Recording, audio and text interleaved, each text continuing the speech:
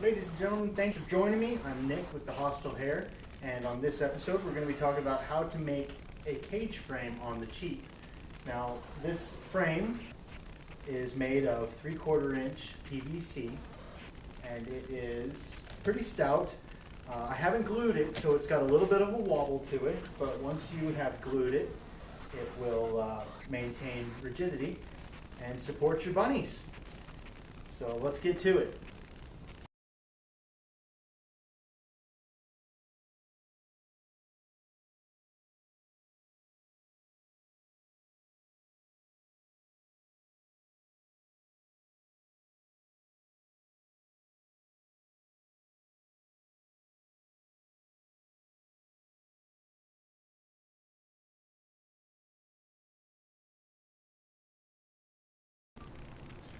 The easiest way to do this is start with the levels.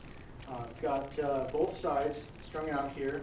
Got the 11-inch pieces in between and the 6-inch pieces on the side. So if you do your math, it should be around 26 inches wide. It's going to end up being probably closer to 27, 28 because of the tees a little bit. So you notice I'm not using any glue in this, because this is something I take apart and put together for displays when I do expos and stuff like that.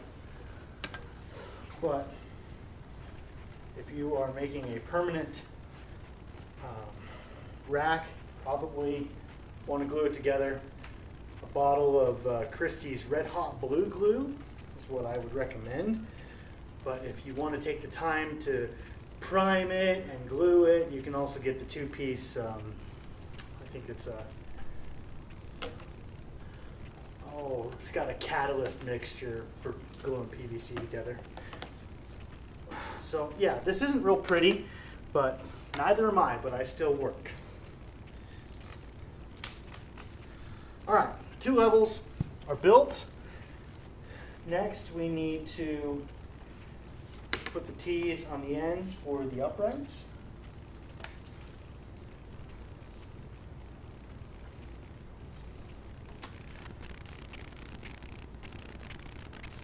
Now, I told my buddy, I was like, hey, you know, you can build these things out of PVC. He's like, well, what about the sun? The sun will make them deteriorate. I said, yeah, they will. The sun will also kill your rabbits, so this is definitely meant to be indoors. So these are the 18-inch pieces. Slide them in like so.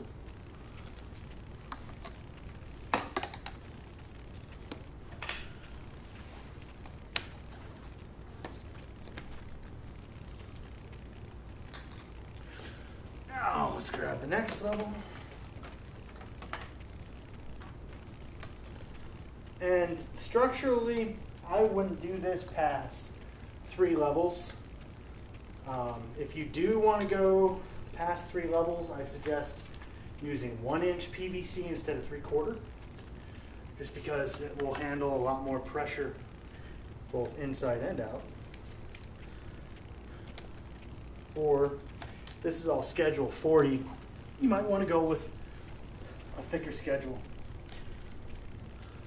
All right, so there's the uprights. Let's go ahead and put the last piece in. Now, if you wanted to go one more level up, just build another level like this. I'm going to top it out.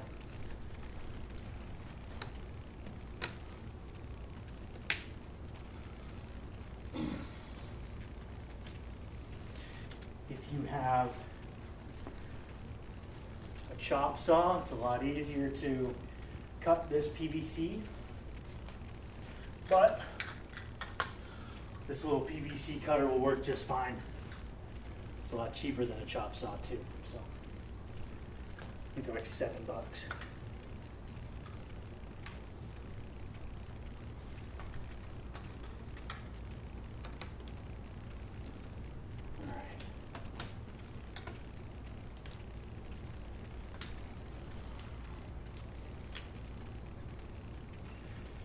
Now, if you are worried about discoloration or deterioration of the PVC. There are certain rattle can spray paints that you can apply to these, make them purdy. If you've got buck cages, I suggest black or blue. If you've got doe cages, maybe a nice pink, purple, or red. Once you have your cage built, as you can see here, all I did was strung it up with some stainless steel zip ties. I use stainless steel because anybody that's ever owned rabbits will know you don't put anything plastic in their cage. They are notorious chewers. Now in another video I discuss this material here, but this is a political sign, or in my case it's non-political signage. You can see down through the cage. You'll notice that my cages are made with inch by half inch wire. The walls are 16 gauge, but the inch by half inch goes all the way up to the ceiling. And the floor is also inch by half inch, but it is 14 gauge galvanized after weld. Now, what this cage is meant to do is protect all of your baby bunnies, keep them inside, but also keep out smaller predators, and large predators for that matter. Rats can fit through 2-inch by 1-inch holes. Standard rabbit cages will not protect you from rats ravaging your mother's nests. So, might be worth making the investment in a little bit more material if you're building them yourself. Or if you're buying from me, mine are really not that much more expensive than others. I think about a 10% increase. But either way, it's definitely worth having that extra protection.